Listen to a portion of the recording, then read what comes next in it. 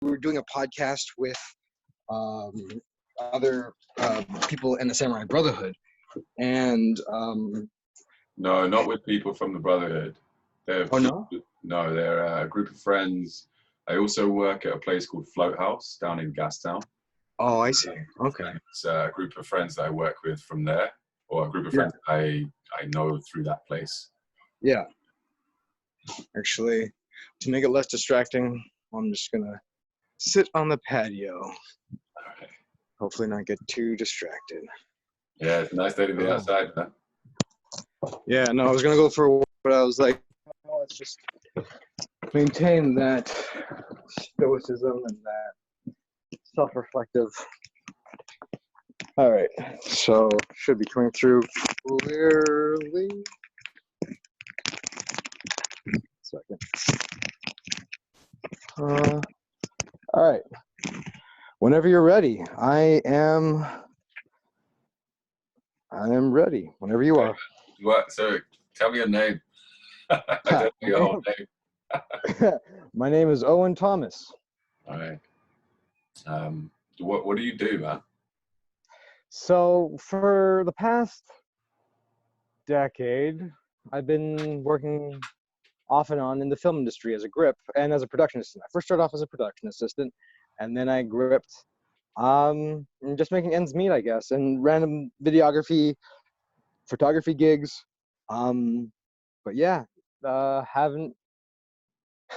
I transitioned from that briefly because this is where I know you noticed, like, founder of Ywake. What does that mean? And I might as well put on the record right now that was a brief stint during 2016 to 18 roughly, where I was dabbling with entrepreneurship. And by dabbling, it was a little bit more than dabbling, because it was an investment of like upwards of about $7,000-ish, 5,000, which was for a course. But I know you're asking me just a direct question, like, what do you do? What is the work you do?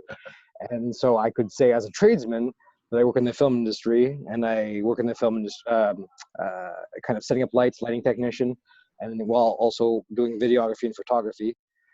But then I guess I'd say have stints doing entrepreneurial projects. And I'm in the stint of right now figuring out what it means to get into branding and getting into storytelling, because that's the number one thing that drives at the heart of all this. Like, as much as I recognize the value of trades work, nothing drives me more than finding a narrative, like that kind of work.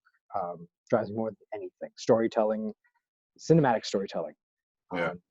Isn't he being poetic? Actually, that's how I see a good storyteller. That they tell you a story that engages you and has you visualize the cinematics, such that you know what it feels like to be there. Yeah, it evokes those emotions and kind of puts you in that place, makes you feel like you're in that place, right? Yeah, Definitely. I would say that's the work I do more than anything. Like, the closest example that wasn't so much the e-commerce or entrepreneurial side of things, but was getting screenwriters to write their first screenplay. I found someone who led the screenwriting group. He still does to this day, Renee, Vancouver Screenwriters Group, and I encouraged him to do a 12-week screenwriting class. I first asked him, like, how fast can you write your first screenplay in? He's like, you could probably accomplish it in 12 weeks. I'm like, let's make a course. And this was back in 2015. And so I was nothing more than the proponent, the impetus, the driving force, kind of the visionary, no, the idea guy that drove that project forward.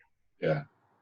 So if I get this right, like the skills and the trade that you have acquired, you're now trying to like use those skills, use that knowledge, use that energy towards helping people to tell their stories in an effective way that helps them build like a brand and an image for themselves. Exactly. Yeah. To like, I can get so poetic about it. I'll do my best not to. But like, if you want to get poetic, get poetic. I love it. Well, I mean, I say that only because like I'll say things like your vitality, your energy, and by poetry, what I guess I mean is like it's metaphorical because we'd like to deal with like physical goods, like Right. time for labor and that kind of stuff. Like that's the material world that capitalism is built on, and a lot of what I've been making sense of is why the thing that drives me, the thing that gives me energy, the thing I have like days for is it's components of these three worlds of personal development, of entrepreneurship. So with personal development, it's like learning about who you are, and you were telling me about in our last call, in our first meeting was like through samurai brotherhood and what you learn and not playing into the persona of your male, the attractive male, right?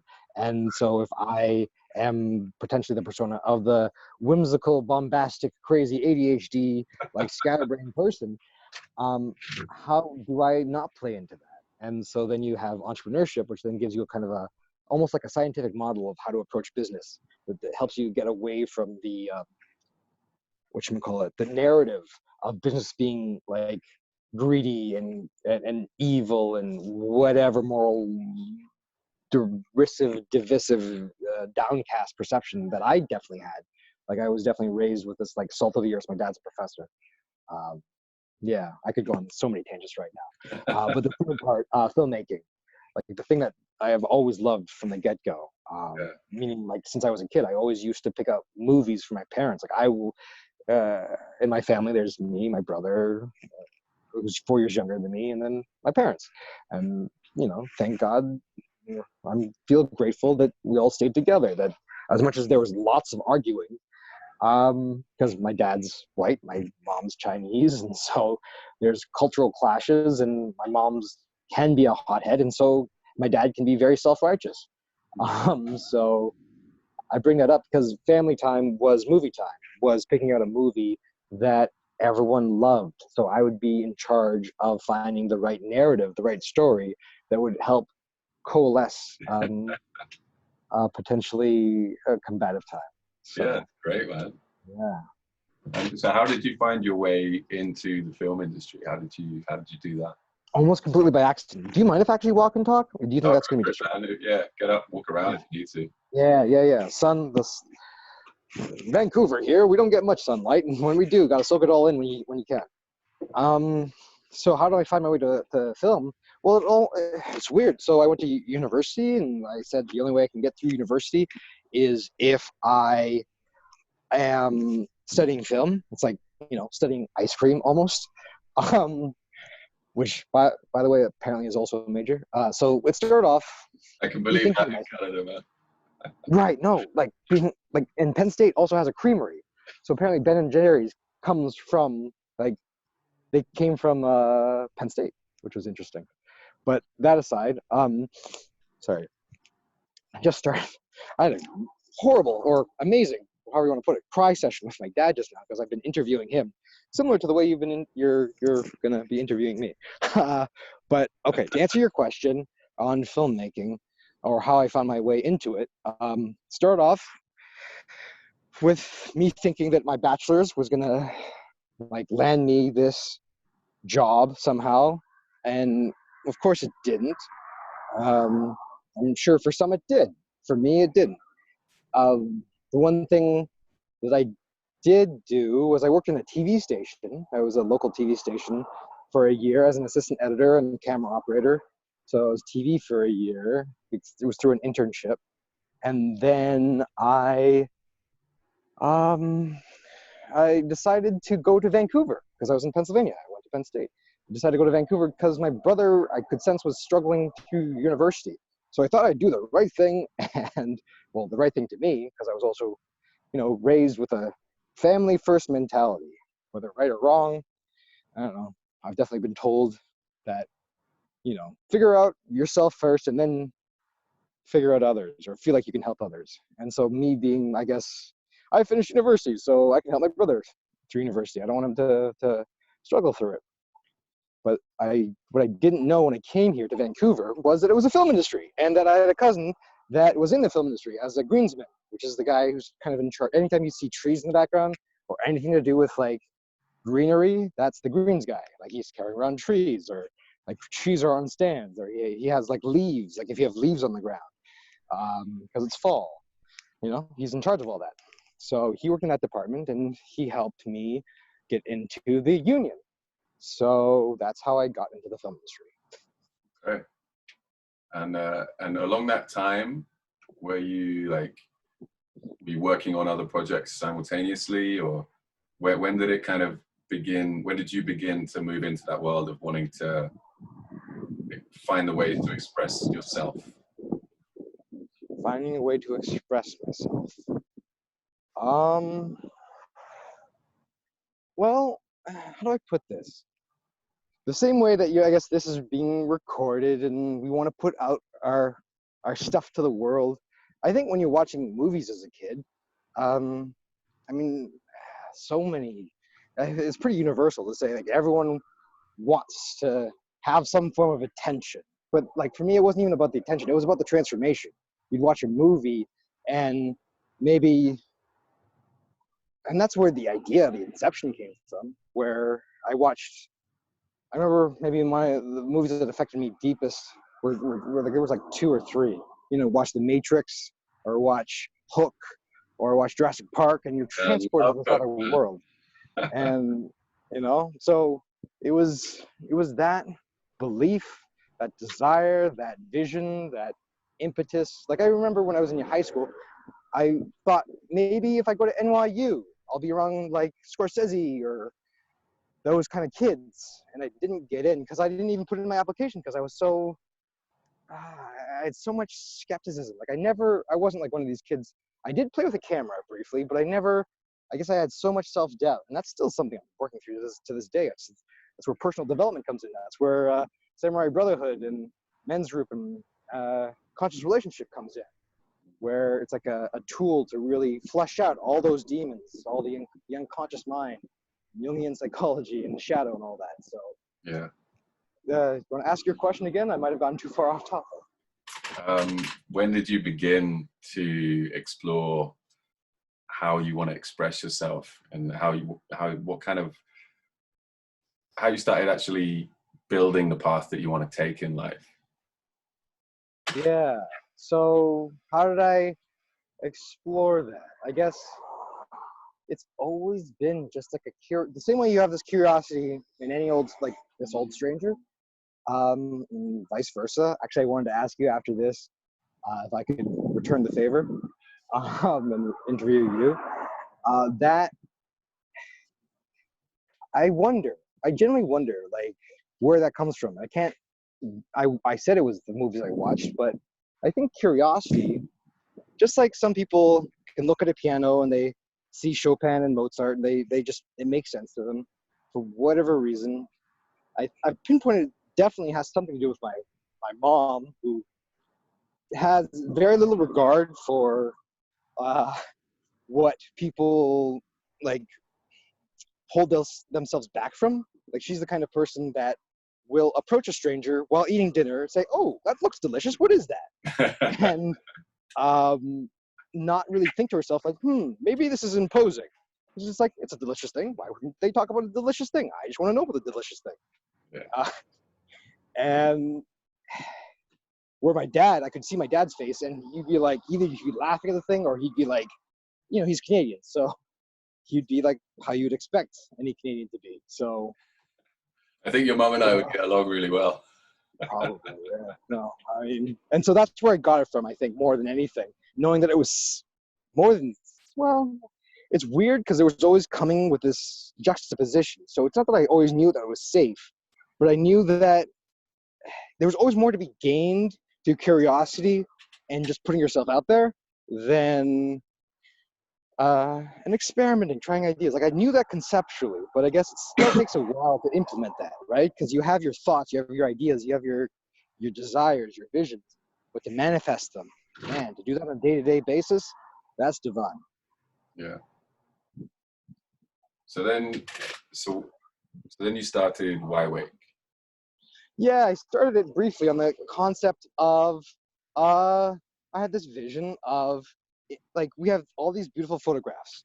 If you go to like unsplash.com, so much photography that's just free to use. That's, you go and you can do with it. It's Creative Commons. And I thought, how amazing would it be to have a photograph that you can carry with you and pin up on the wall. Well, actually, I should show you later. I know I did show you. It's like, it is pinned up on my wall, exactly as I've always wanted. Like an amazing photograph. I think it was Banff Mountains. And when I need to move and I need to pack up, because we're in such a mobile, like everyone's, right now we're not, ever COVID-19, but like before COVID and after COVID, we'll be moving around again.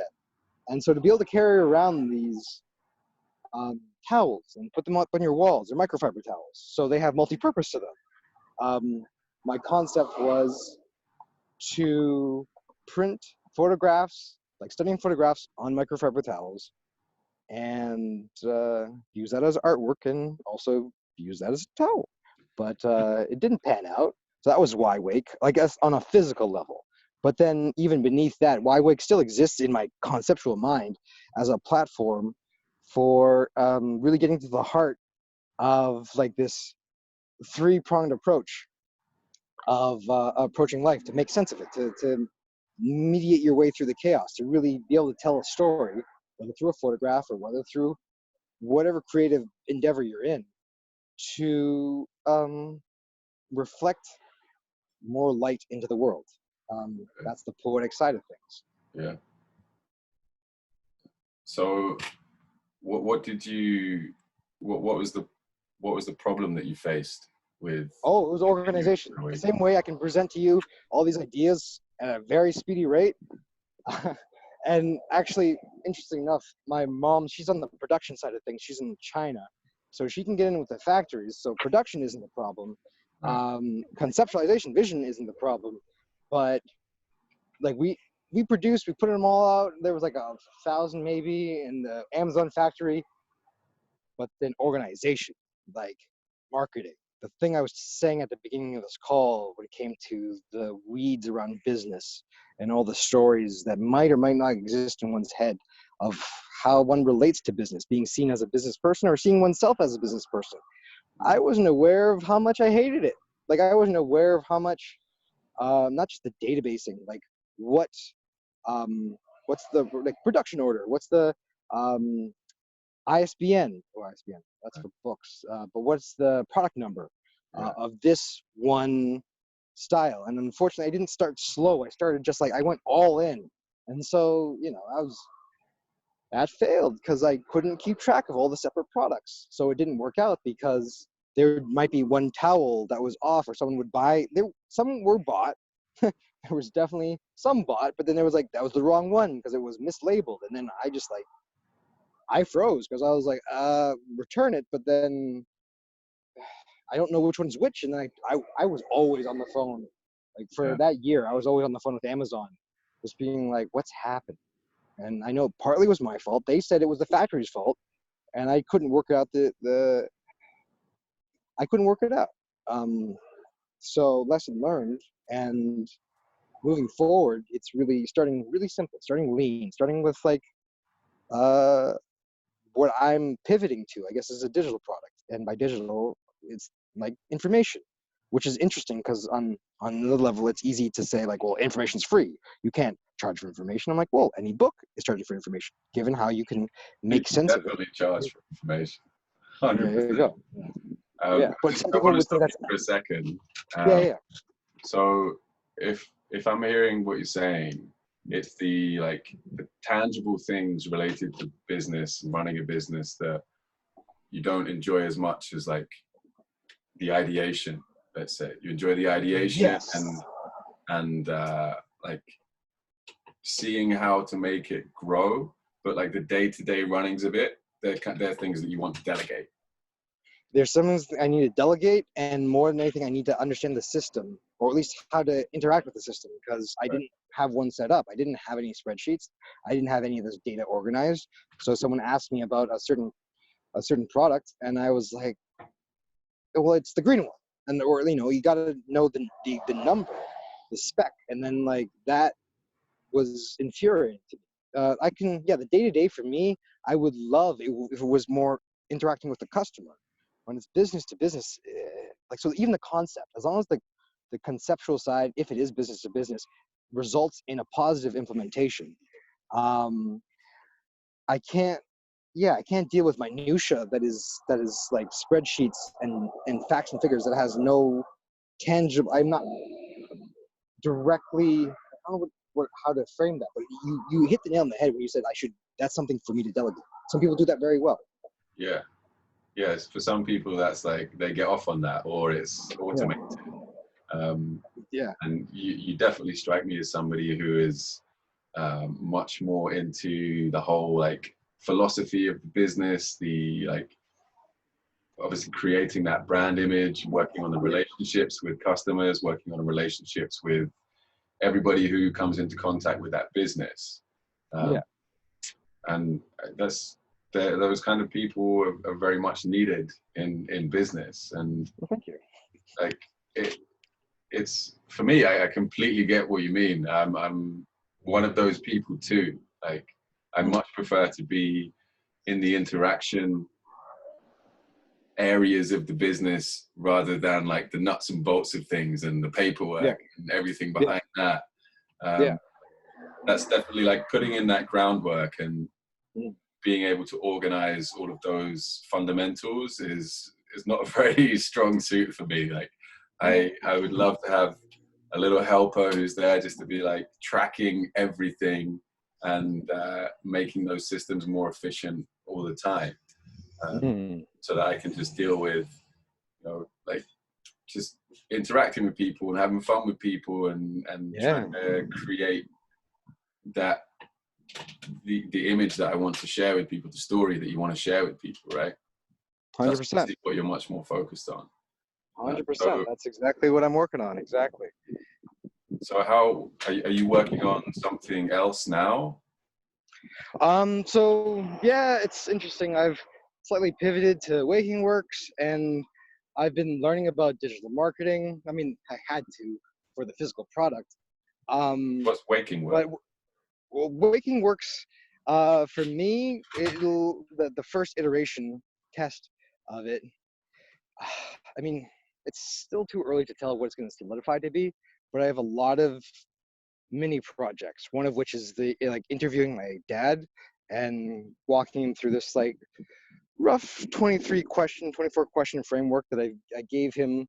I gave him a journal at the beginning of this year, and he filled it out. And right now we're recording his discussion, like the discussion of his responses. So he wrote out how to answer the questions, and then in answering the questions written out, then him and I kind of have this meta back and forth. It's like questions about his marriage, how I'm polyamorous, how he responds to being polyamorous. Literally today we talked about how he deals with uh, like my mom's right now in Hong Kong, so he's here with me.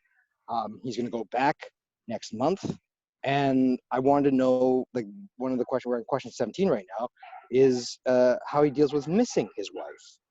And he recounted to me all the times in which he's been away from his wife or away from my mom. Weird for me to say that. And then he ended with, well, ultimately the biggest missing is when she passes, when she dies. And I just started bawling. I started crying, and I'm like, I mean, I'm not gonna censor that. I'm not gonna cut away from that.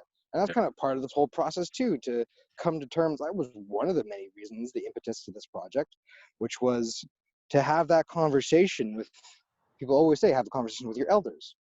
And it's weird for me to watch, as like, I've watched a lot of like influencers, the ones I respect, like whatever, whether it's Tim Ferriss or whether it's Gary Vee, or it's rare to see them converse with their parents. There's a very, actually, the only time I've really been asked to is through Phil, like through Conscious Relationship, where he gives you that exercise to look at your lineage, to look at your past. But it's one thing to look at your past, and nothing entirely to converse with your dad about the topics of loss and death and arguments. And Like all this, like fuck, the amount of cobwebs in my head around my parents arguing when I was a kid and not understanding like what kept them together. That's like that's a major component of this work I'm doing right now. And so Waking Works, at least in some small part, will shine a light on that. But it's ultimately like it's another brand for me to creatively experiment with storytelling in the digital age we're in now. Yeah. Yeah, I can relate completely in the sense of how the brotherhood kind of pushed me more towards my father as well. We I have people that I do like daily video check-ins with, so I send some people like self-recorded videos, just kind of telling them what I've been up to today and like how I feel today, everything that's happened. And anything that I want to share, I can share, you know. And after doing that for a couple of weeks, I was like, why don't I just do this with my dad? You know, so I just like off the bat started it one day, recorded a video and sent it through to him on WhatsApp. Not knowing how he would like take it or where he would, what direction he'd go in. And I think it was like the next morning I woke up and there was a message from him, like a video from him. I didn't even know he knew how to record a video of himself. But we've been doing that. It was like every day for a while, and now it's kind of like every day, every other day.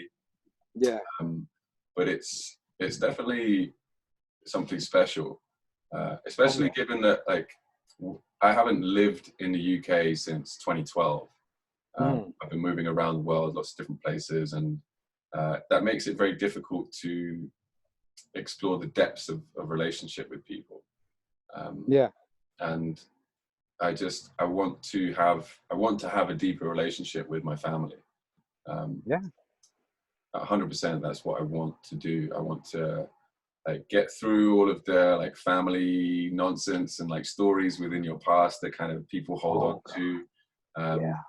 And just, I think the best way to do that is to keep in constant contact, so that like if you haven't spoken to them for a very long time, when you do speak to them, it's always a very long catch-up conversation, or a very superficial conversation. And now that I have this constant, like we have a family chat as well, like a family group chat, and now that that's all there, and especially with the situation with COVID, everybody's much more engaged with each other. Like every day, one member of my family's like, "So how's everybody doing today?"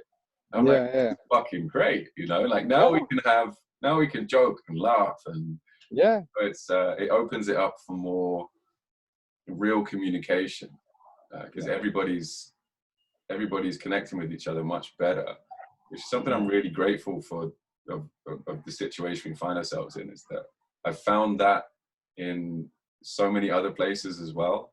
Like even going to the supermarket, for example, like people are watching for other people, like they lock eyes with somebody like 10 meters away just to see which direction they're going to go in so they can kind of avoid each other. But there's always that smile in between. It's like, this is kind of weird, but we have to do it, and everybody knows that. But you have to address it every time you see somebody. But it makes people so much more aware of everybody else, and that's really beautiful. You know, I find myself walking down the street, like I work all over Greater Vancouver, Richmond, and Delta, and I'm still working now, so I'm still outside every day. And there are some people outside going about there, like going grocery stores and doing what they need to do to survive.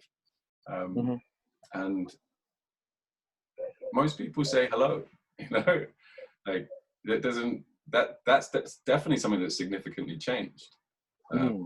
I would usually say hello to people when I'm out and about, if I'm in the city or if I'm in the country. And I find it now in the city that people have started to do that because there's the scarcity of people. So it's like, oh, there's somebody there. I'm going to say hello and smile.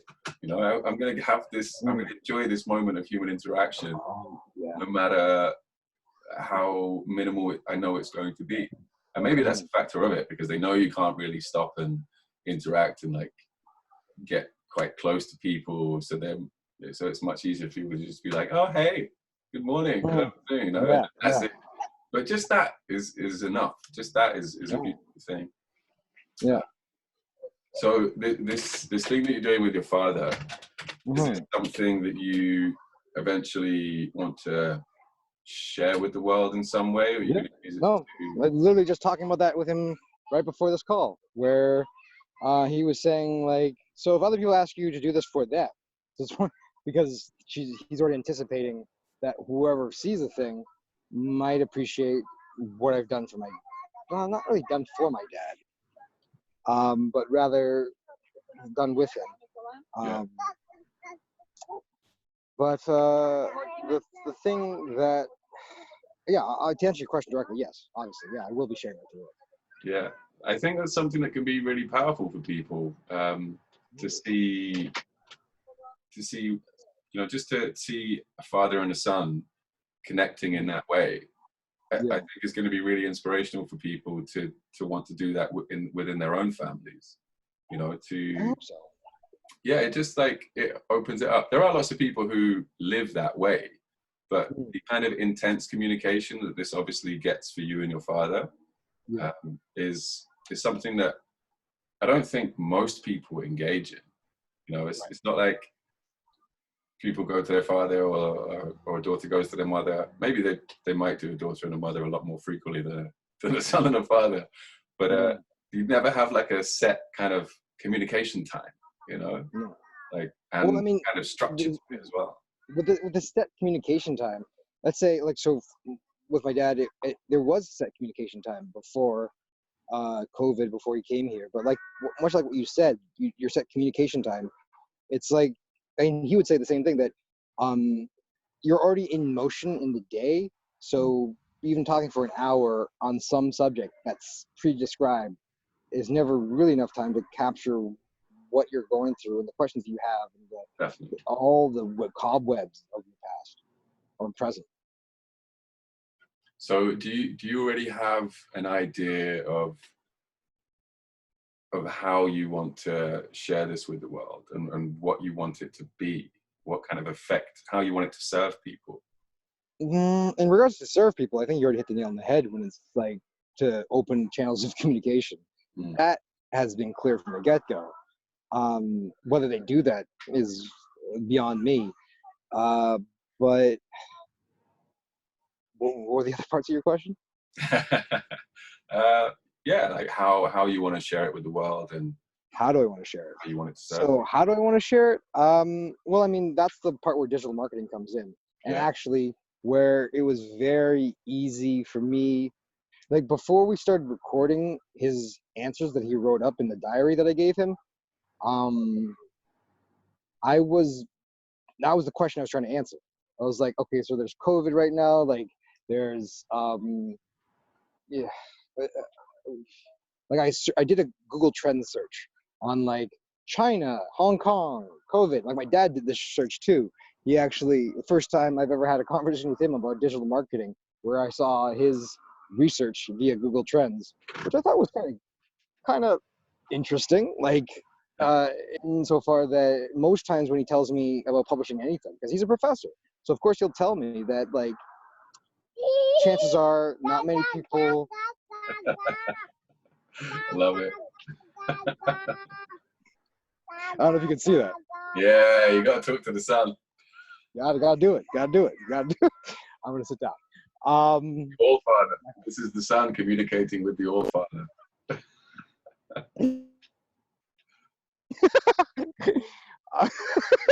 Well said. So it's changing me. So in regards to how to put it out there, that is a sticky question, because on one level it's almost as deep. I was saying this to you before, like the creative permutations of my mind, I can easily conceptualize of like, oh, I could self-publish some of this stuff, meaning like transcribe the dialogue and then put it out that way. And I might actually do that. Actually, not might, that's like definitely one of my plans. Another level, there's also the blogging. Obviously you do that for free, but then equally it's like what medium best communicates the message, and you don't really know too, because the audience on the other end whatever they receive, however they receive it, however I translate it, like it's all up for experimentation grabs. And maybe Yeah. that's kind of, How are you I mean, recording it? Is it just what's a that? video? Oh, it's just two cameras. Oh, today was the first day where I had a third camera because I actually ordered a package from Amazon that was a battery that was like I could charge into the wall, plug into the wall, so I didn't have to worry about the camera die, because the DSLR would always die. So basically, up until today, we've had two phones recording our back and forth. Yeah. So I'm You have the training video that. content, right? What's that? So you have the video content. Yeah, I have the video content. I have the written content. We can transcribe it. So like, it's what I've been reading about is this thing called transmedia. That's the way that other like people have called multimedia content, which expands across mediums, Mm-hmm. where you're not simply saying, well, it's multimedia, and so what is Star Wars in a book format can be Star Wars in a movie format. It's more like the story expands across the medium, maybe closer to how maybe in some ways Star Wars does it too, with like a video game that connects to the universe. So the story that grows as you go across Yeah. platforms, as opposed to saying It's the like, different forms of communication, right? If you publish things in like video content and you publish it in a written format, you don't yeah, you don't communicate in the same way when you speak to someone as when you write, right? Like, there's that too, right? I especially Yeah. don't. Like I sound like a scraggy kid from London when I'm talking to you, but when I write, I think you would be amazed. You might think this is some mystical being from another planet. I don't know. It's always very different. Oh, it just cut out. Say that again. I might think if you were writing that you're Shakespeare, or I didn't Maybe, get the last piece of maybe. piece of the I would sentence. take What? that. Maybe you think I'm Shakespeare. Yeah. That's amazing. That's quite the gift you have. I would love. Well, I mean, whatever line of part of that literature spectrum you're on, that's a gift. I thoroughly enjoy writing. It's something I do intermittently. Recently, it's Yeah. just been journaling. In the past, it Mhm. would be like poetry and short stories, and Mhm. yeah, I've always found it to be that's my best way of communicating. So it takes me a long time to to choose the correct word in my Yeah. mind, Yeah. and I like it's almost like a perfectionist trait that I don't want to speak unless I know exactly the right word. Like if you can be so concise with your language that your entire story is given in one phrase, one sentence. Yeah. Like that's what I want to do. Um, Yeah. so I can do that when I write, but Hmm. that's very, very difficult to do in speech for me. Some people are Well, just very yeah. naturally like eloquent. It's beautiful, but I'm I wondering, find my eloquence is more in the written form. do you write poetry? Yeah. Okay, so that makes sense. Yeah, because I was gonna say I only came to that conclusion maybe 3-4 years ago. I remember, I don't know if you had to do like read any Seamus Heaney. Did you do GCSE or IB English, or GCSE, like yeah. yeah, because it's. Do you have to read any poetry, any like Sylvia Plath or? Yeah, we did Sylvia Plath. Yeah, Yeah. I don't actually read poetry these days. I just Mhm. like to write it. No, I was gonna say like that's way more enjoyable because when I Mm, was reading poetry, I was just like I can't. It just this is all yeah, as digging. I can't do it. But then a few years back, that same thing you were describing just now in regards to being concise with language, I found that poetry was the best medium to be concise with because every time I was constructing sentences, I was like, I'm just you so know much what it more. means to you, right? You know Yeah, what you're trying to put across, and you find that to be the most beautifully concise way of saying it. But that might yeah, mean something completely different to somebody else when they read it. But for you, yeah, it's all about the release. It's all about the yeah. release, and not for the response. And yeah, that's probably why poetry is kind of dead. Wait. it's I would debate that it's not dead. I would just say it's revived through rap format. If you listen to any of the rappers, they're just poets. They're just being really aggressive with their languaging, and it's amazing. yeah, yeah, They're like eviscerating like you listen to what Eminem does with words, you're like, damn. I don't know if we'll ever call him Shakespeare, but damn, can he work some lyrics? Yeah. So where do you want to go next? Like, where do you want to take what you're doing now? So What's your with plan for this experiment with my dad and just with everything I've been reading around entrepreneurship, personal development, and cinematic storytelling. Because I don't know if I'll throw this little nugget in there too that Yeah, I would do. I did a poetry slam. There's like there was poetry slams around here, and I did like nice, when I was in Hong Kong, I did like stand-up comedy. I just like got nice. on stage and I just tried to riff on something, and then I mean, literally, I was like, I kind of wrote out some jokes, but I was like, it was more just like performance than anything. But it was like a decent time. I had some In people come up. English or in No, English, for sure in English. I can't do it in Cantonese or Mandarin for that matter. right? Not that good. So that was my experience with even just being on stage, and I still absolutely love it. It's like what actors would say theater versus film, where in theater, like a stand-up comedian, you will just feel connected to an audience member versus Yeah, when you're, as much as like there's an intimacy to the camera when you're in film, you're still rehearsing a line, saying it over and over again. So yeah. um Can you imagine doing stand up with no audience? oh It'd be. that's yeah, I think that's what some people have experimented with that since this whole situation, since the outbreak. well, I Um, mean, that's what I think YouTubers, like there are some YouTubers that are stand-up comedians, and that's, I mean, that's what I was thinking about when I was doing the stage. I'm like, it's actually a lot more versatile to practice in front of a camera, and more than practice, like put yourself on content out there on YouTube. And some comedians have been discovered that, where they found their material that way, yeah, like Viners, for example, or now I guess I wonder about the stand-up comedians on what's the platform now, TikTok. I wouldn't be surprised if there are a few on there. hmm But you were saying something. I'm sorry, I went off tangent again. What was the yeah. It's question? about Oh where yeah, you want to see this take this going, right? now. Or where I want to take this. What's the So next step for you? yeah, like it's so while in university, the thing that really drove me was getting to the heart of why movies cost so much money. Like, why is it so costly? Because at the end of the day, you have a camera, you have, like, as long as you're shooting digital, you have your story, and granted, you have the cinematic movements, but even those cinematic movements now, you have a drone, it's like $300. But yet we have an industry that's like a multi-billion-dollar industry that obviously is propped up by marketing. But even that, like everything can be done cheaper now and more effectively. So my impetus, like above all else, is to be able to do effective storytelling online. So you brought the example of a comedian. Like, what if you were just performing in front of camera? And it's to encourage that, not as a form of self-isolation, which is where we're at now, but as a strong proponent for your ability to thrive as an artist.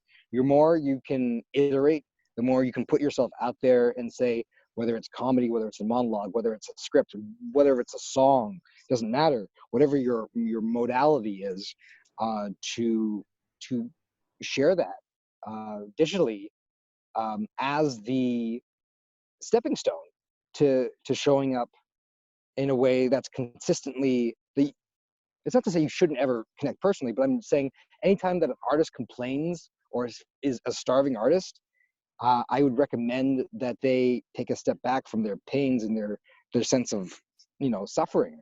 um, their belief that they have to be the suffering artist to be a good artist is completely rot in a story, that's false history. People will say, like, no, these bohemians, they existed. I'm like, yeah, they were also propped up by society. It was romanticized. Yeah, So my life, I hope, helps clarify the the romance behind it. And it's not just the with bohemian or starving artists. It's literally how we go through our lives saying that this is how life has to be. Like, life has no, you don't have to be any fixed thing, right?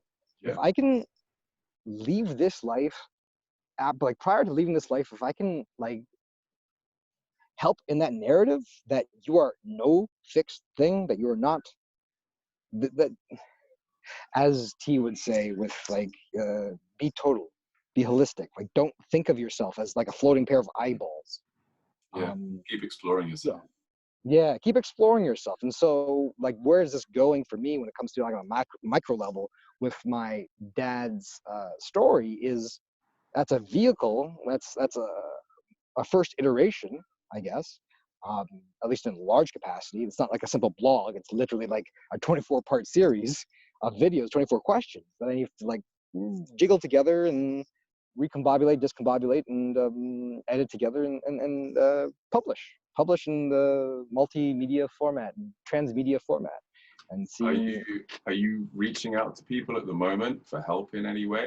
Are you talking? No, I've been nothing but solo in this whole endeavor because I guess because of this propensity I have to say so much, and I don't know exactly what I'd be pitching initially. I would just be saying like, I have an idea about transforming the world through storytelling. They're like, uh-huh, yeah, yeah. You want to tell me more about that? I'm like, cinematic storytelling? Do you want to tell a one-person movie? And granted, like I just don't. This is different from like when I said to myself, I want to write a screenplay. That's a person that can teach a screenplay. It's like a crystal clear product, problem, solution format. In regards to asking people for help, like, okay, I did do this one thing. There's a startup called Spring. And a couple years back, I was diagnosed with ADHD. Whether that means I have some level of autism, I don't know. But I believe it does. But anyway, I'm more than willing to get that diagnosed. This is a small tangent that relates to your question, which is to say the help I'm getting, there was an incubator. You know what incubators are? Yeah? So the incubator, startup incubator that's supposed to help me create a business plan to launch a product. Now, unfortunately, with all things information based, you can get stuck somewhere along the way. So obviously I got stuck. And unfortunately with COVID, that thing's coming to wraps. So that was the last. It's not that I'm unwilling to receive help. It's not like I'm trying to closet myself out from the world, but it's acknowledging that I don't have like a solid pitch that I can feel initially will grab people yet. So I'm all ears if anything pops to your mind. Yeah. So what comes to mind for me is that you're obviously aware of the parts of business that you struggle with, and the parts of business that you're more drawn to, the parts of it that excite you most, and the parts that you struggle with, like they just need to be delegated, right? So I think if there's a plan that you have, and you write down all of the kind of jobs that need to be done in order to get to the point where you want to be, and you can identify the ones that you want to do, that you feel like this is the most exciting for me, this is what I think I'm gonna do fucking awesome at. Yeah. For these other ones, I just need to find people who can do those really fucking well, you know? If you have that like That's true. list, that format, and then just say, hey, I'm working on this, who wants to do this particular part of it with me? Right. You know? Right. Yeah. No, I guess the only thing that's in my mind right now I can conceptualize as my internal resistance is being as forthright as possible and say there's no budget here. Yeah. This is a project for your own interest. And I guess my desires to communicate, like to know that the way I'm communicating interest is very passionate. It's very like obviously but it's not just a self-involved project. That's the other thing to be clear about. That the format isn't solely just based around like the 24 questions and putting that out there for my dad.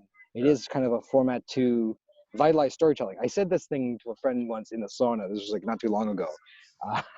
I should probably tag him in this video. I won't say his name because I don't know if he wants me to put that out there, but I'll let him know that.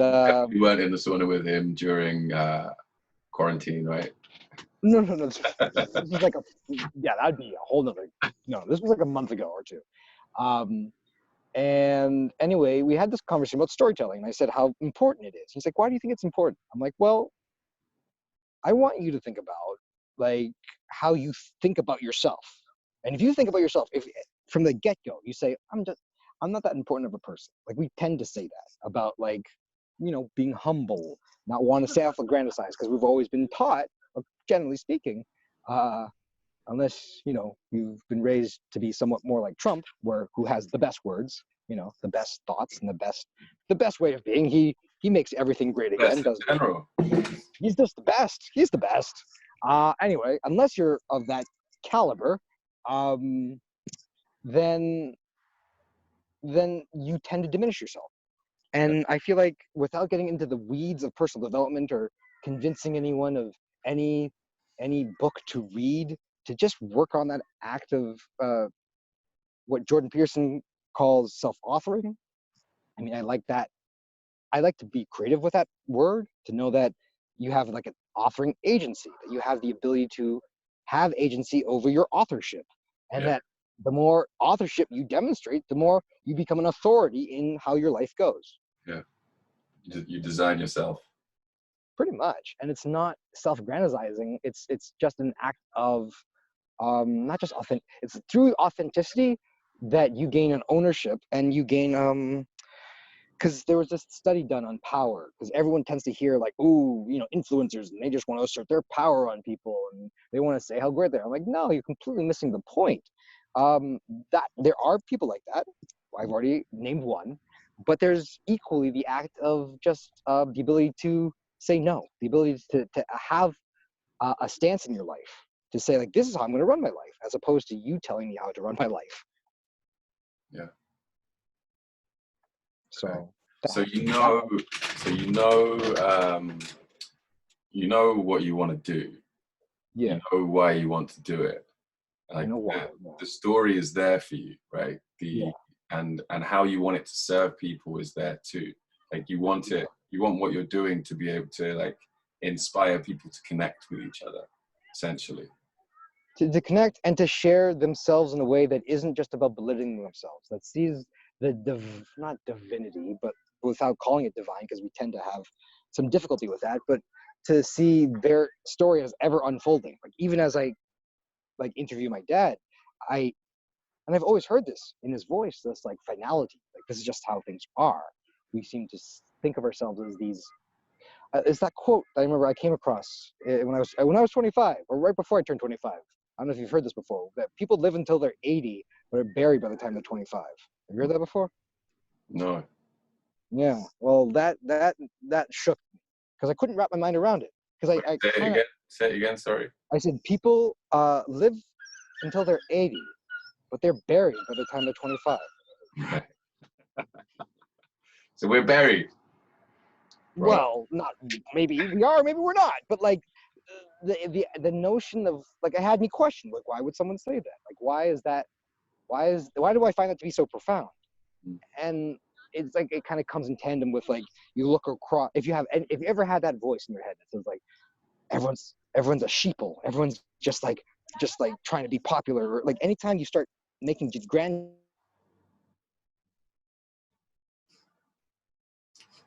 generalizations about the woes of, like, it's definitely a factor of the story that they're telling themselves on a day-to-day basis.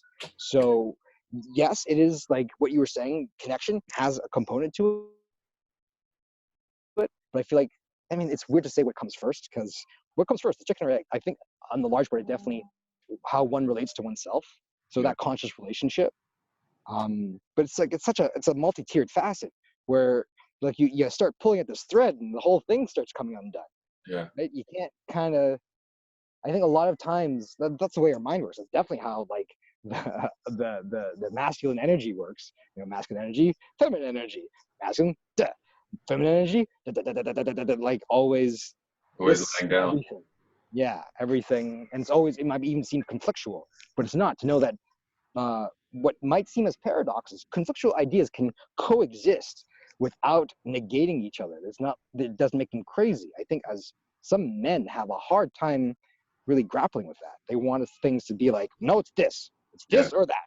Don't tell me it's both. That's bullshit. I'm like, And that took me some time to just like find peace in those areas, because I would hear their frustration and then know that there's nothing I could do in that space, that I had to just accept that as well too. Yeah. Yeah. It's So you're asking me, you were saying that thing like I want to draw bridges, and I'm like, yes, and like, where do I start? I think the easiest place to start is obviously yourself, is obviously the stories you tell. From there, if I can grow from there, great. I would love to. I would love to have, I would love to have a bar called Brewers that was back to the idea of not just coffee roasters where ideas were born, but because you have Starbucks on every corner here, but like no one knows how to connect. yeah. So there is a core element of what you're saying that I agree with fundamentally, that yes, the more we know how to do what only I think exists in startup incubators, where people genuinely have an invested interest in developing your idea. That's sort of similar like how you're working with me right now. I really appreciate that. That I would love if that was like a franchise, right? Where it wasn't just like, you're an entrepreneur, so you get to you've identified as that, so therefore you go here. It's more like, hey, you have ideas. Instead of feeling like you're not worthwhile, you want to go to that brewer's place? Maybe we'll work on something there. Yeah. Like, make it less this like idealistic. It's not even idealistic. It's genuinely just like constructive. Yeah. So if I'm hearing what you're saying, you're talking about like kind of, we already have these like communal workspaces, right? Yeah. But they're communal workspaces. What you're talking about is a communal workspace where people are aware that they're there to collaborate with everybody else. Yeah. Yeah. Yeah. That's definitely something that's high up there on my list of things that I want to see in the world. Yeah. Very much so. I can tell you a lot more about that another time, but very Yeah. much what I want to see before I Oh, die. I want that to be there, and I want to be a yeah. huge part of it. Yeah. So from what you've been saying to me, I can see that you kind of already have the like framework for the pitch. Like you have what you're doing, you have why you're doing it, like the story that you want to tell, and Yeah. you've identified like the things that you enjoy doing and the things that you don't enjoy doing. Yeah. And if you can just like set that out, like write up a piece that lays that out and try and make it clean and tight, then all you're really doing is sending that to people to be like, hey, like, can you help me with this part of it? Like you've already got your story, because it's quite a Yeah. compelling story. What you're doing is a beautiful thing. I think lots of people are going to really enjoy that. Thank you. And I think it just takes talking to people to start the ball rolling on it. Yeah. I mean, I think what happens is I tend to take your role, the thing that you're working on right now. Like, actually, literally today, I was coaching a friend of mine. Sure, she has no problem with it. Her name is Mariko. She's always wanted to act, and she's like in her 30s, and she has like, I encouraged her to do a monologue, and without getting into that story too deeply, because I know we might be running short on time, but I hear what you're saying, which is like, there's a framework for what I have. Yeah. There's what I'm doing, which is the film. But like anything, right? There's the thing I'm filming with my dad. There's the coaching I'm providing to certain friends or clients. There's another past client. Her name's Alina, and she has a landscape design company. So I'm helping them the same way I guess I'm getting help from you right now, which I'm very grateful for. I guess where I get lost is what the thing I lead with is, because yes, there's like a structure, a rough sense of structure in regards to a desire for storytelling, like that, by and large, to vitalize the creative process, but then that becomes very vague. So like all these words that can become poetic, and you can say like, I have a lot of infrastructure there, but to solidify and to make it crystal clear, this is the pain point, this is the problem being solved, this is how it's being solved, and this is like the people that want that problem solved. I am figuring that out still, and I get that you're saying that I can help, someone can help me figure that out. Yeah. Is that right? Yeah. definitely. People definitely can help each other figure shit out. Well, yeah, obviously, right. Well, of course, but yeah, it's weird. It's It like, just takes that like that that piece of vulnerability to say, like, these are the things I'm great at. yeah, These things I for suck sure. at. Like, Oh, for sure. No, I have no you, issue with that. Yeah, I think it definitely committing to that process. I mean, I commend you for, committing to this process of your podcast right now. Like yesterday, I just did, no, day before, I did like a live video, and I let myself just like share what I thought to be valuable, and that's was still that part of another on part of it. Facebook or? Oh, these on Facebook. Yeah, it was Yeah. like, but it was a live stream where I kind of just like the live stream. The video didn't come through. I think the audio still mostly came through. Anyway, um, I'm not defeated by that in the slightest. But what I am is noticing how I lead with this idea of like value first. Obviously, that's always the truth. Like meaning like what's the thing that might help someone that you can say right now. And then I guess the thing that I'm hearing you say is like ask for where you need support. And I guess because to make it like a pitch or to make it concise enough where I don't lose the person, while at the same time in depth enough that they know what I'm going through. It's kind of like what you're saying with like having a sentence tell a story. Yeah. Like maybe you could help with that. I don't know. I'd be interested in after this recording to see where am I saying too much and where can I say more. I'm not sure because I've shared with you already like I guess a few places to start or places where the place I've already like made headway in is the video. Place that I'm also making headway in is coaching, pretty much. So those are the two prong. Oh, and then some photography. So those are three, I guess, services, approaches, offerings, Mm. mindsets, whatever you want to call them, that I'm engaging the world with. Yeah. And I guess there's this podcast now, so that's a fourth. Yeah, and to hear you say or even have a conversation around like this one you think is the strongest, I'd be curious to see how you discern that, like which one to lead with. Right. Yeah.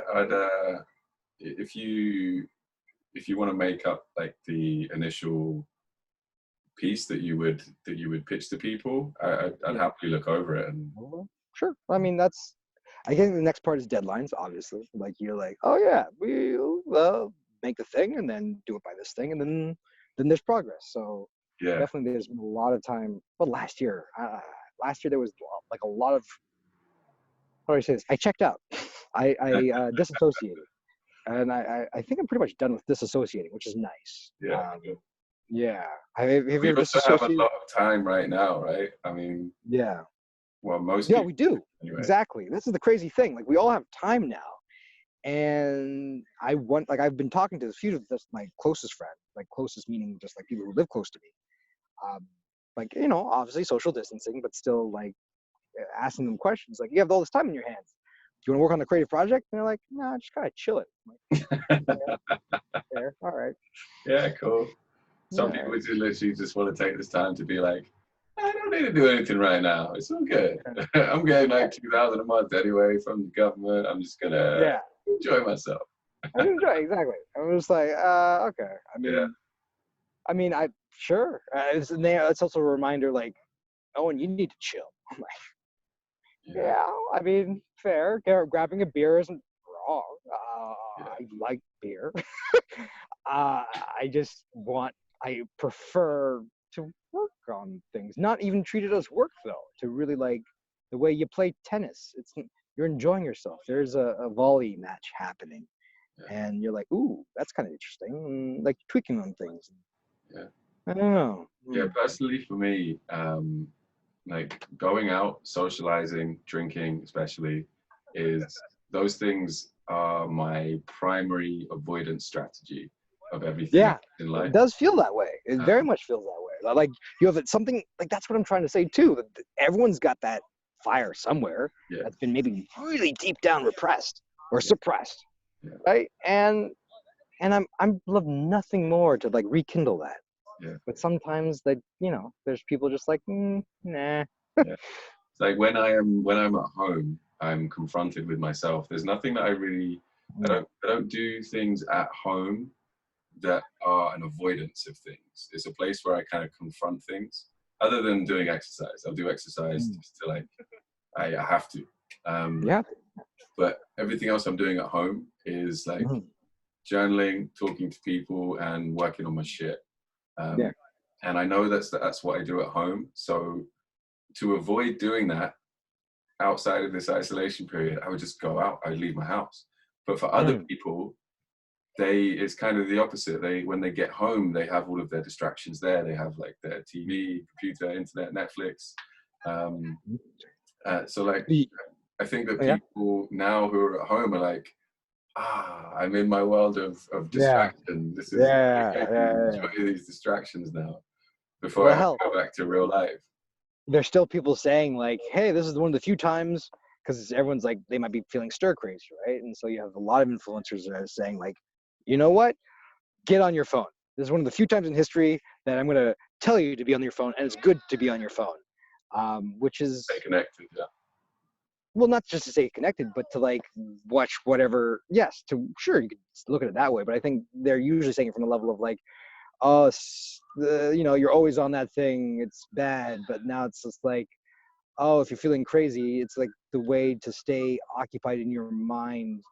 So we're not going to like judge you for it now because that's just what we do, which is like, well, I mean, I'm sure you could have suggested anything else, but okay. Yeah, there's no there's no judgment for what people are going to do in this time.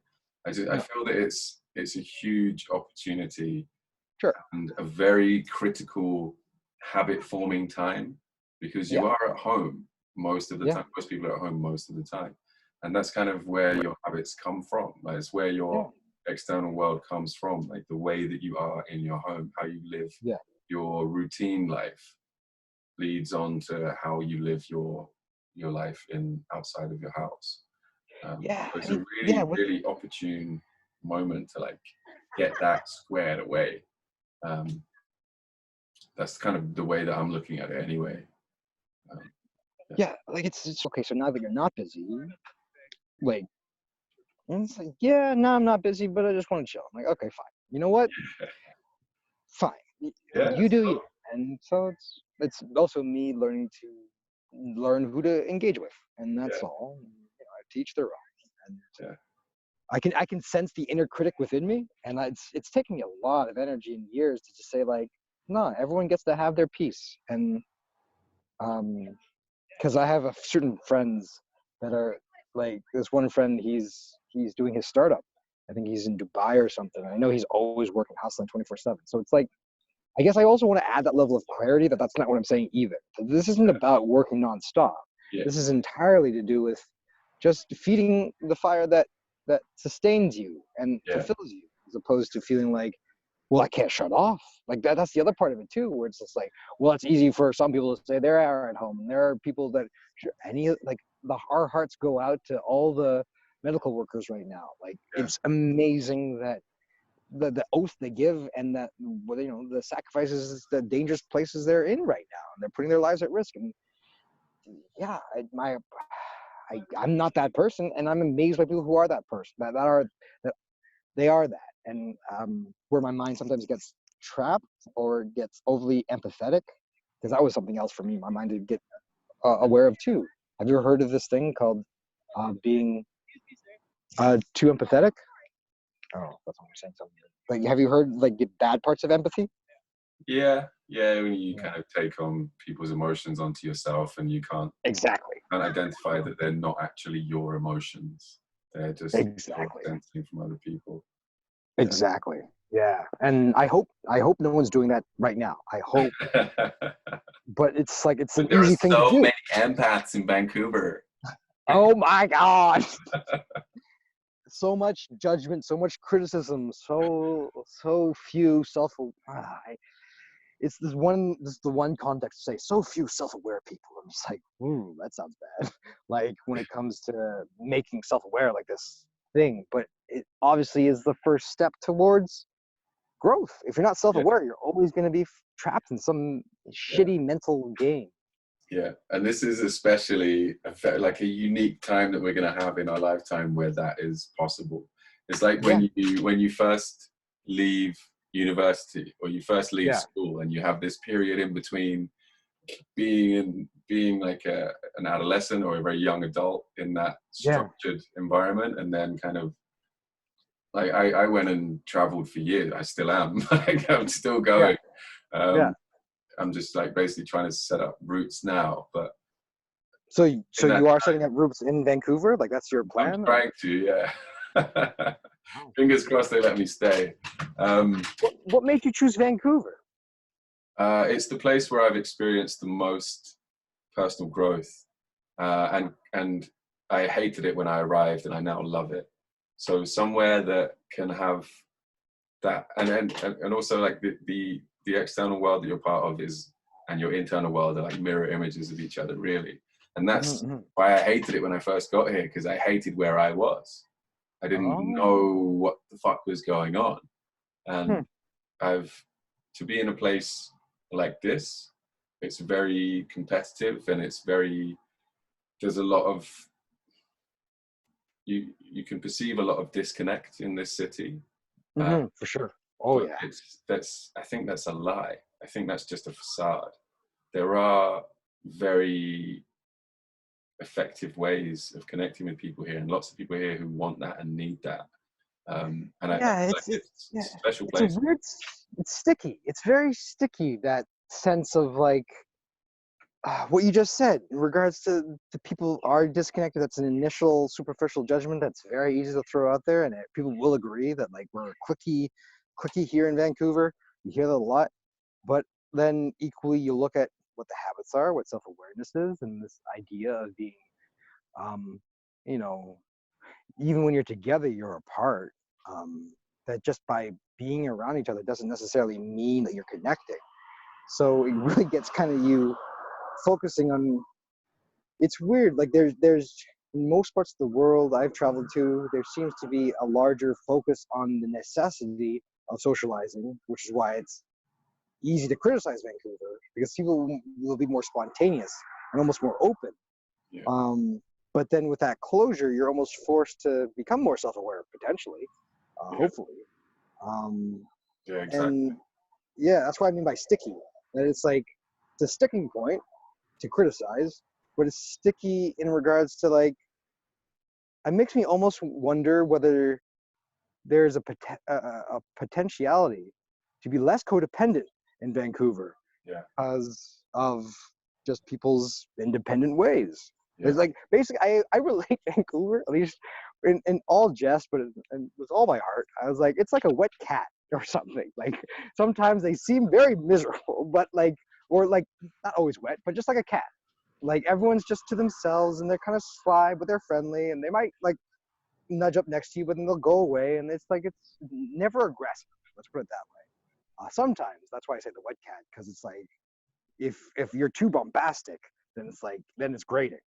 So yeah, like if you're like a New Yorker or someone like my mom here, it could be easily seen Vancouver as almost like a retirement city because it's so quiet. yeah. I see a lot of challenge here, and in a kind of in a zone of in a zone of proximal development for me. Like it's a challenge that's not too difficult, and I know people here that can help me get to that point, to get to the next stage that is too difficult right now. You know, Hmm. I've built, I'm building the right kind of community around me here. Well, what is the next stage for you?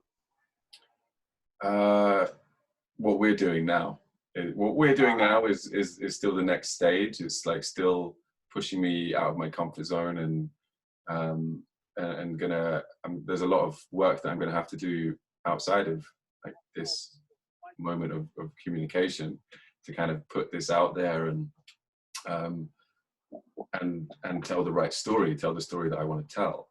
There's Yeah. a lot of work that I'm going to have to put into doing that, and that takes me well out of my comfort zone, but into the area that I want to be in. And there are loads of people around me that are willing to help me with that, and I've never had that before. I've never been in a place in myself where I'm capable of saying like, "Hey, I need help with these things. you want to do this with me? And being okay when people say no, you know, not feeling that fear of rejection for me is dying. Very, I don't want to say very quickly, but it, like, from what I've seen of my own personal growth since I've been in Vancouver, it's been immense. It's been immense for me, especially the last 8 months have been phenomenal for me. And really kind of pushed me into a place where I am fucking ready, you know? That's exciting as fuck. I mean, what's the, like, how do you envision, just to put the spotlight a little bit on you for a second, like, what do you envision the next step looking like? So right now, this conversation has highlighted kind of what you're working on and like identifying the things that you enjoy, the things that you don't, and how you want to move forward. Like that's all kind of been identified, right? And you're going to send me through that pitch, and we're going to have a look through that.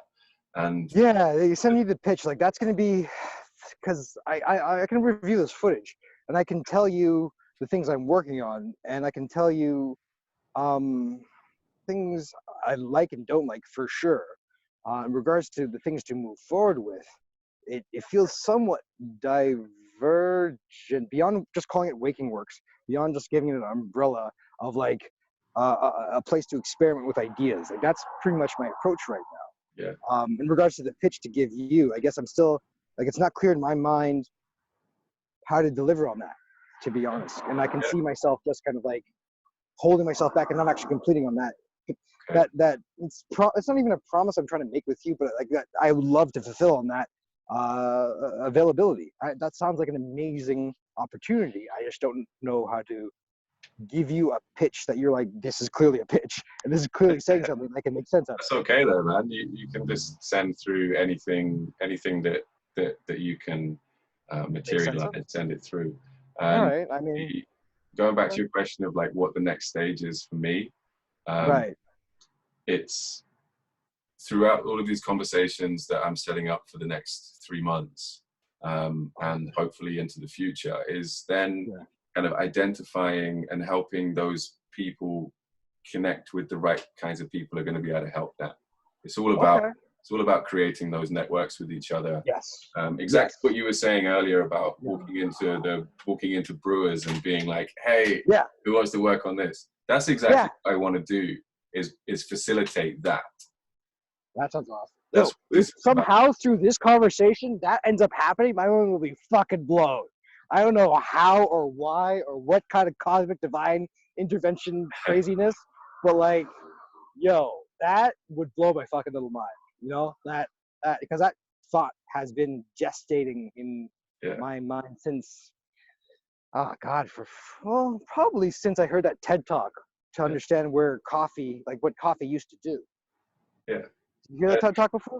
Yeah, and for you, like the most important thing really is to speak to people about what you're doing and be open about what you're doing in order to find the way to move forward. And that's exactly what I'm trying to do now, just by getting your story and then kind of keeping in mind the things that have come up with that story. When I meet other people and have these conversations with other people, I can try and link them together, you know. Okay, so your friend Mariko. Mariko, There's somebody, I know, an amazing woman called Danielle, who is a voice coach, an acting coach, voice coach. And she runs a speakers lab downtown Vancouver. And I've been along to some of her sessions. And when I asked her like why she does this, she's like, it feeds my soul.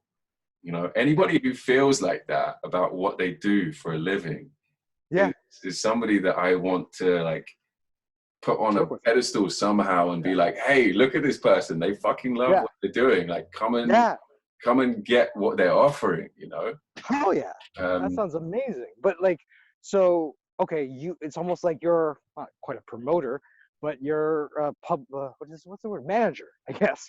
Like managing and connecting and facilitating the growth of soulful creatives. yeah, I love hearing what people love to do. Yeah. And I love like trying to figure out ways to help them connect with other people. And Right. Yeah. I think that goal achievement, like common goal achievement, is Yeah. the way to do that. So when somebody is so excited about what they do, people naturally Yeah. want to help them do it. It's like Yeah. they have a gravity, right, that sucks It's people into true. them. Oh God, is it ever true?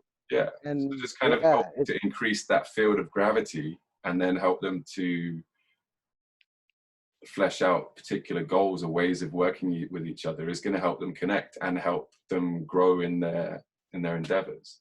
oh man, I'm so grateful you said that. I'm also so grateful this is recorded because I think in so many words in that last sentence, you kind of got to the very core of what I've been gestating on when it comes to just the branding of Waking Works. The branding, I almost hate that word, but at least the communication of, that's what I try to say with branding.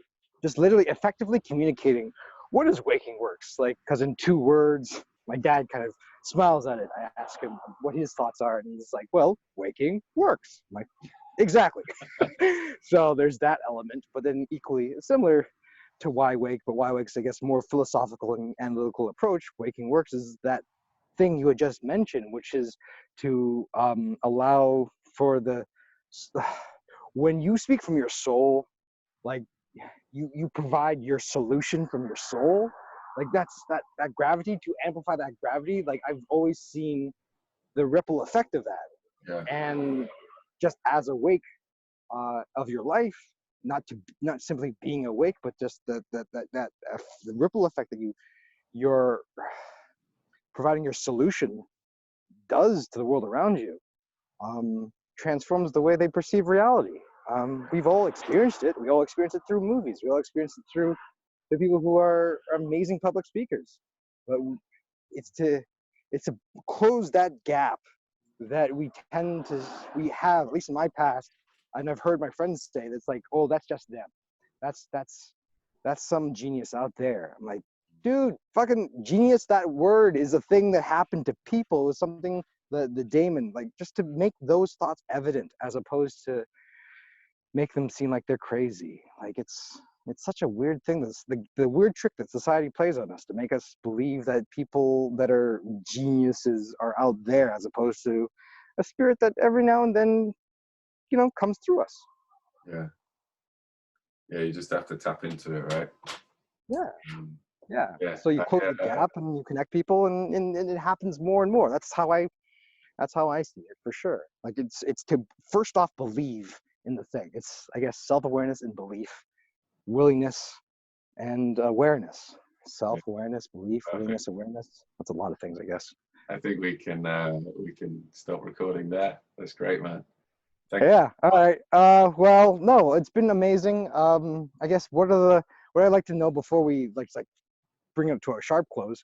Um, what's your biggest takeaway from this whole conversation? Um, the biggest takeaway, I would say,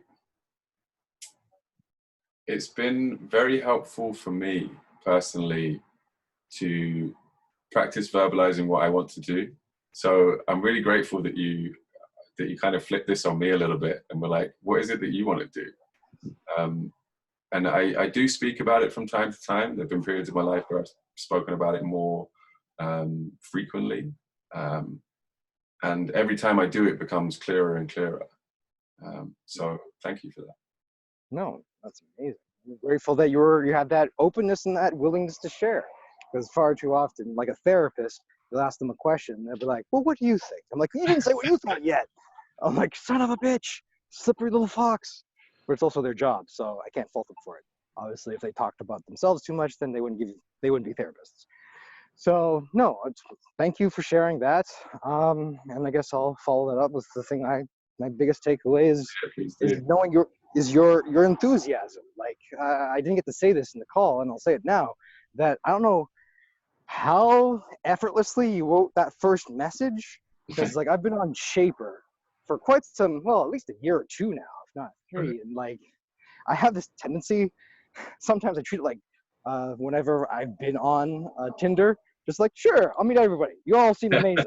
And then like like Tinder, the amount of messages you get that are either pitches, that are either, hey, how you doing?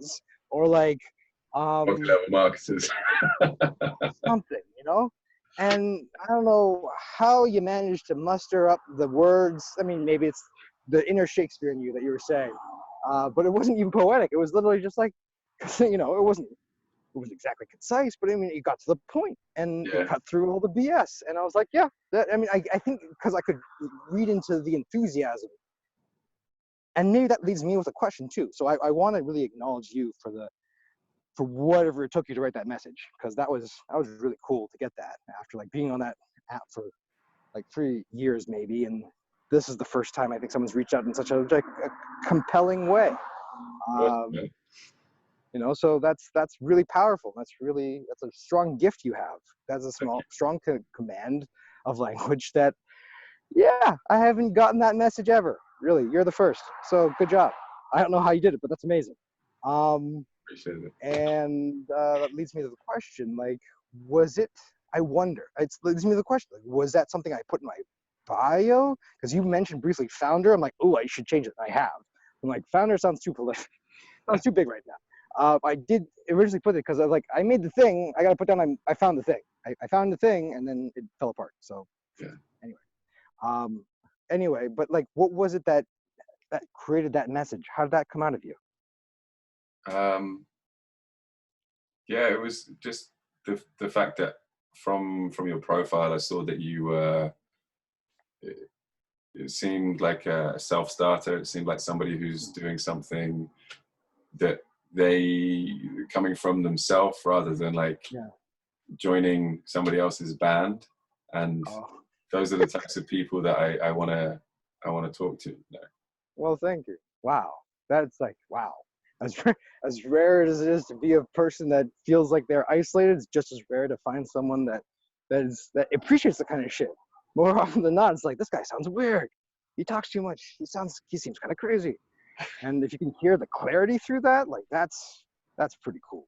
Like to know that you're not alone, and like the thing that makes you so enthusiastic, that like makes you vibrate on the cellular level. Like someone else is like, I get what you're saying. That's yes. Yeah. Sure. Yeah. You should actually not even It's always so much more when somebody's expressing something that's like meaningful to them. There's that just tells me that this is obviously somebody that I can have like a real conversation with. Somebody that's willing to share with the world what they're working on in their personal life as well. That's somebody that I want to have a conversation with. And I look forward to having hopefully more of these conversations. I mean, do you have like a lineup of other podcasts now? Like how has that search been going? Because I'm genuinely curious with like where you go to find. Obviously you can go anywhere online, but that's the thing, right? You can go anywhere online, so it's so easy to get lost in these pit holes, these potholes, these pitfalls.